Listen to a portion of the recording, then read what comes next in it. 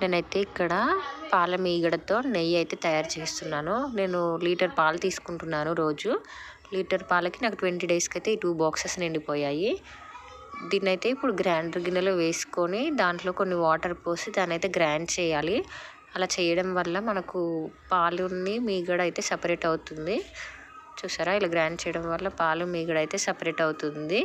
Separate అయిన తర్వాతకి దీన్నైతే ఒక ముకుడులో వేసుకోవాలి. చూసారా, దీంట్లో అయితే మంచినీళ్ళు వేసుకొని ఒక 2 సార్లు వాష్ చేసుకోవాలి. దాంట్లో ఉండే పాలు మొత్తం పోయేలా ఇలా కలుపుకుంటూ, చూసారా, వాష్ చేసిన తర్వాతకి ఇలా ఉంది.